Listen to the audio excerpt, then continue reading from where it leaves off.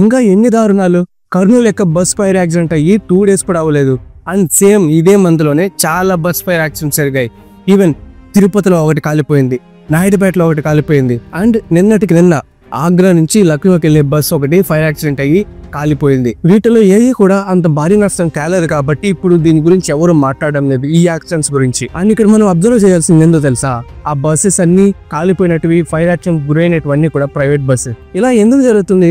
Only private buses లోనే ఎందుకు ఇలా అవుతుంది? అసలు దీని వెనకాల జరుగుతున్నది ఏంటి? అలాగే కర్నూలు యొక్క బస్ యాక్సిడెంట్ లో కూడా ఆ విక్టిమ్స్ ఇద్దరు పట్టుకున్నారు. వాళ్ళు చెప్పిన ట్విస్ట్లకి చాలా మతిపోతుంది. వీడియోని ఎండ్ వరకు చూడండి. ముందుకెళ్ళే ముందు మీరు కనుక మన ఛానల్ కొత్తగా విజిట్ చేసినట్టయితే ప్లీజ్ మన ఛానల్ సబ్స్క్రైబ్ చేసుకుని పక్కన ఉన్న బెల్ ఐకాన్ ఆన్లో పెట్టుకోండి. ముందుగా ఈ ఫుటేజ్ చూడండి. ఏదైతే కర్నూలులో బస్ యాక్సిడెంట్ అయ్యిందో దానికి కారకులు వీళ్ళ వల్లే 20 మంది దారుణంగా చనిపోయారు, మిగతా వాళ్ళు గాయపడ్డారు. ఇక్కడ ఎవరైతే ఇద్దరు కనిపిస్తున్నారో ఆ CCTV ఫుటేజ్ లో అందులో శివశంకర్ అనే వ్యక్తి చనిపోయాడు. అండ్ ఎర్రస్వామి అనే వ్యక్తిని మాత్రం పట్టుకున్నారు పోలీసులు. సో అతన్ని ఇన్వెస్టిగేషన్ చేస్తే తన కోణంలో చెప్పింది ఏంటో తెలుసా? విందాం రండి. అతను వర్కింగ్ ఏంటంటే, మేము ఆ టైంలో తాగేస్తున్నాం, పెట్రోల్ బంక్ కు వెళ్ళాం, అక్కడ పెట్రోల్ పట్టుకుందామని. బట్ అక్కడ పెట్రోల్ సంబంధించిన స్టాఫ్ ఎవరు లేరు. సో మేము మళ్ళీ రిటర్న్ అయిపోయాం. రిటర్న్ అయిన తర్వాత మేమే తాగేస్తున్నాం కాబట్టి డివైడర్ కి గుద్దుకొని యాక్సిడెంట్ అయ్యింది. సో అప్పటికి యాక్సిడెంట్ జరిగినప్పుడు నేను అక్కడే ఉన్నాను. ఇదంతా కూడా ఎర్రస్వామి చెప్పిన మాటలు అనమాట. ఆ డివైడర్ గుద్దుకున్నప్పుడు నేను అక్కడే ఉన్నాను. ఆ డివైడర్ కి ఎప్పుడైతే గుద్దుకున్నాడో వెంటనే డివైడర్ గుద్దుకోవడంతో శంకర్ అనే వ్యక్తి చనిపోయాడు. కొన్ని నిమిషాలకే అక్కడ బైక్ అనేది డివైడర్ గుద్దుకోవడంతో హైవేలో మీద పడింది. సో అప్పటికి బస్సెస్ ఏం లేవు అక్కడ. కొన్ని నిమిషాలకే నేను లేచి ఆ బైక్ని లేపదాం అనుకున్న టయానికే ఆ బస్ ఏదైతే ఉందో కావేరీ ట్రావెల్స్ అది వెంటనే ఆ బైక్ను గుద్దుకొని ఒక 200 to 300 meters అట్లనే జారుకుంటూ వెళ్ళింది అనమాట. సో ఆ స్కిడ్డింగ్ ప్రాంతంలోనే ఆ స్పార్క్స్ వల్ల ఆ బస్ అనేది ఫైర్ అయ్యింది, ఫుల్గా మండిపోయింది. సో ఆ టైంలో నాకు ఏం చేయాలో తెలియక భయంతో నేను అక్కడి నుంచి పారిపోయాను అనేసి అతను వర్షంలో చెప్తున్నాడు. వీళ్ళ వల్ల కొన్ని జీవితాలు నాశనం అయిపోయాయి. అండ్ మోర్ ఓవర్ ఈ యాక్సిడెంట్ గురించి, ఈ ఒక్క యాక్సిడెంట్ గురించి మన దేశం మొత్తం మాట్లాడుతుంది. ఇది ఒక పెద్ద ట్రాజడీ అయింది కాబట్టి దీని గురించి ఇంతలా డిస్కషన్ జరుగుతున్నాయి, మాట్లాడుతున్నారు. అండ్ నిన్నటికి నిన్న ఒక బస్ ఆగ్రా టు లక్నోకి వెళ్లాల్సిన బస్సు టైర్ కి మంటలు అంటుకొని చిన్న చిన్న స్పార్క్స్ వచ్చి అది బస్సు మొత్తం కూడా తగలబడిపోయింది. ఆ టైంలో తను అక్కడున్న డ్రైవర్ ఏం చేశాడు తెలుసా? అతను చాలా మెచ్చుకోవచ్చు. ఆ బస్సులో దాదాపుగా 39 మంది ఉన్నారు ప్యాసింజర్స్. వెంటనే ఎప్పుడైతే నిప్పులు అంటుకోవడం స్టార్ట్ అయ్యిందో వెంటనే ఆ బస్ డ్రైవర్ ప్యాసింజర్స్ అందరినీ అప్రమత్తం చేసి అందరిని లేపి బయటికి తీసుకొచ్చేసాడు. అయితే అక్కడ అందరూ బతికిపోయారు. అక్కడ ఎటువంటి ప్రాణ నష్టం జరగలేదు, అందరూ సేఫ్ గా వచ్చేసారు. కాబట్టి మీరు ఎవరు కూడా మాట్లాడుకోవటం లేదు. ఇదే కాదు, తిరుపతిలో ఒక బస్ కాలిపోయింది. అండ్ నాయుడుపేట దగ్గర హైవేలో ఒక బస్ కాలిపోయింది. కాలిపోయినటువన్నీ కూడా ప్రైవేట్ బస్సు స్లీపర్స్ అనమాట. అసలు ఇక్కడ ఏం జరుగుతుంది? ఏదేమైనా వీటికి రీజన్స్ ఏందో మాట్లాడుతున్నారండి. మొదటిగా ఈ లగ్జరీ స్లీపర్ బస్సెస్ లో లోపలంతా కూడా చాలా ఇరికిరిగ్గా ఉంటుంది. ఒకవేళ ఇలాంటి ఇన్సిడెంట్స్ జరిగితే మీరు అక్కడ నుంచి తప్పించుకోవడం చాలా కష్టంగా ఉంటుంది అనమాట. అంతమందిలో ఆ ఇరుకు సందులో అందరూ పోవాలంటే అంత టైం ఉండదు అనమాట. అప్పటికే ఫైర్ అనేది పెద్దదైపోతుంది. ఈ స్లీపర్ బస్సెస్ లో కన్నా ఏవైతే లోకల్ బస్సెస్ ఉంటాయో వాటిలోనే స్పేసెస్ ఎక్కువగా ఉంటుంది. ఈ స్పేసే ఇక్కడ చాలా ఇంపార్టెంట్ రోల్ ప్లే చేస్తుంది అనమాట.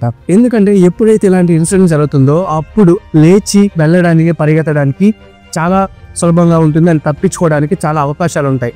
అండ్ ఈ పర్టికులర్ బస్సెస్ లో ఏవైతే ప్రైవేట్ స్లీపర్ బస్సెస్ ఉన్నాయో వాటిలో మీరు అబ్జర్వ్ చేయండి, డెఫినెట్ గా అది ఇరికిరిగ్గానే ఉంటుంది అనమాట. అండ్ మీరు ఆ స్లీపర్ బస్సెస్ లో పనుకొని ఉంటారు కదా, ఏదైతే స్లీపర్ బర్త్ ఉంటుందో అక్కడ మీరు పనుకున్నా కూడా వెంటనే లేవడానికి కూడా చాలా కష్టంగా అవుతుంది. ఎందుకంటే అది కరెక్ట్ గా మీ స్పేస్ వరకు ఉంటుంది కాబట్టి. అండ్ ఇంకో మెయిన్ థింగ్ ఏంటంటే ఆ స్లీపర్ బస్సెస్ ఏవైతే ప్రైవేట్ బస్సెస్ ఉన్నాయో వీటి డోర్స్ కూడా మెయిన్ డోర్స్ అయినా అవ్వచ్చు, మెయిన్ డోర్స్ ఒకటే ఉంటుంది కాబట్టి ఆ మెయిన్ డోర్ కూడా చాలా స్లిమ్ గా అవుతుంది.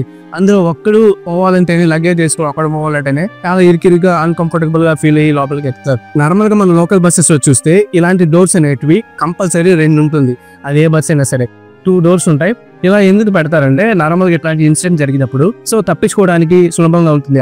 అటు సైడ్ నుంచి ఇరికిరిగ్గా పోకుండా అటు సైడ్ నుంచి కొంతమంది వెళ్ళిపోతారు, ఇటు సైడ్ నుంచి కొంతమంది వెళ్ళిపోతారు కాబట్టి. అండ్ ఇంకో థింగ్ ఏంటంటే విండోస్. ఈ విండోస్ అనేటివి చాలా main role, key role play చేస్తాయి. ఎందుకంటే ఇలాంటి ఇన్సిడెంట్స్ ఎప్పుడైతే జరుగుతాయో మన లోకల్ బస్సెస్ లోనే ఆ విండోస్ కూడా స్లైడ్స్ ఉంటాయి, చాలా వరకు స్లైడ్స్ ఉంటాయి అనమాట. అండ్ మీరు ఈ స్లీపర్స్ బస్సులో చూస్తే అన్ని కూడా క్లోజ్ లోనే ఉంటాయి. ఎందుకంటే ఆ ఏసీ బయట రాకూడదనో లేదంటే ఎట్లా అని తెలియదు. వన్స్ మీరు దాంట్లోకి ఎక్కారంటే మీరు బానిసలాగే ఉంటారనమాట. ఎందుకు ఇలా అంటున్నారంటే ఆ విండోస్ ఒక్క విండో కూడా మీకు అవైలబిలిటీలో ఉండదు, మొత్తం క్లోజ్ లోనే ఉంటుంది. కాబట్టి ఒకవేళ ఈ ఇన్సిడెంట్స్ ఇట్లాంటి ఫైర్ యాక్సిడెంట్స్ జరిగితేనే వెంటనే ఎప్పుడైతే బస్ కి ఫైర్ అంటుకుంటుందో అప్పుడు ఆ పొగ లోపలతోనే అక్కడే నిండిపోతుంది అనమాట.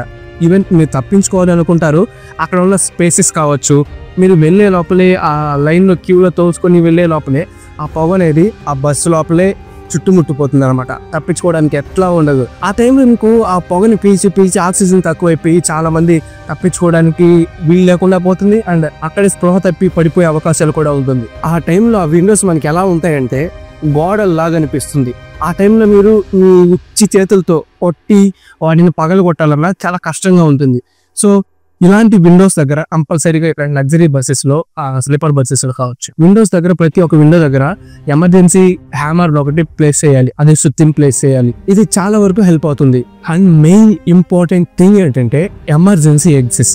ఈ బస్సెస్ లో ఎమర్జెన్సీ ఎగ్జిట్స్ అనేటివి కంపల్సరీగా ఏ బస్ అయినా సరే 2 ఎమర్జెన్సీ ఎగ్జిట్స్ ఉండాలి. కానీ వీటిలో ఎమర్జెన్సీ ఎగ్జిట్స్ ఉంటాయి కానీ వెనక భాగంలో ఉంటాయి. సో మీరు అక్కడికి వెళ్ళి వీటికి యాక్సెసిబుల్ చేయాలంటే అంత సింపుల్ ఏం కాదు. అసలు ఈ బస్సెస్ కి పర్మిట్ ఇచ్చేటప్పుడు ఈ కంపల్సరీగా ఈ సేఫ్టీ ప్రికాషన్స్ ఉన్నాయా లేవా, నిజంగా 2 డోర్స్ ఉన్నాయా లేదా, ఎమర్జెన్సీ ఎగ్జిట్స్ డోర్స్ ఉన్నాయా లేవా అని చెక్ చేసుకోవడం ఏం చేస్తున్నారు అసలు. అండ్ ఇంకోటి ఫ్రేమబుల్ ఇంటీరియర్స్ అనమాట. బస్సులో ఏవైతే ఈ స్లీపర్ బస్సెస్ లో ఏవైతే ఉన్నాయో ఈ బస్సెస్ అన్ని కూడా వాటి లోపల చాలా థిక్ ఫోమ్ అనేది ఉంటుంది. ఇది చాలా హై ఫ్రేమబుల్ మెటీరియల్. సో ఎందుకంటే ప్యాసింజర్స్ కి ఒక కంఫర్ట్, ఆ సీట్లన్నీ ఇంకా మెత్తగా ఉండాలని చాలా థిక్ లో ఆ ఫోమ్స్ ని క్రియేట్ చేసి పెడతారు. అలాగే అందులో కర్టన్స్ కూడా ఉంటాయి అనుకుంటా. కర్టన్స్ కూడా చాలా చాలా డేంజర్.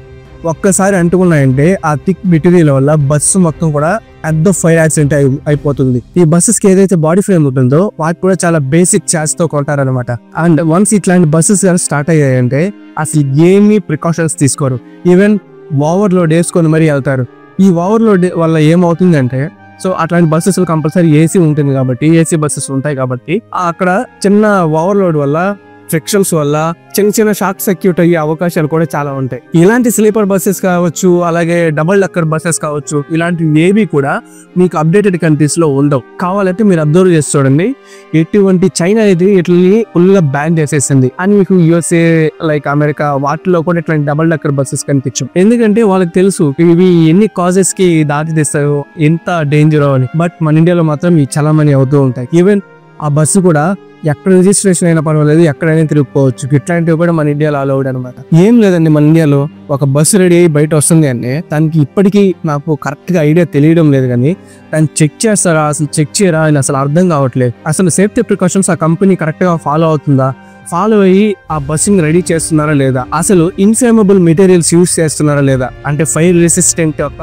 మెటీరియల్స్ యూజ్ చేస్తున్నారా లేదా, దాంట్లో నిజంగా ఎమర్జెన్సీ ఎగ్జిస్ట్ ఉన్నాయా లేవా, ఫైర్ అలారం ఉందా, ఇవన్నీ కూడా ఏమీ చెక్ చేయకుండానే సింపుల్ గా పర్మిట్ ఇచ్చేస్తున్నారు. అది ఎట్లా కార్పొరేట్ సిస్టమా ఏందని అర్థం కావటం లేదు.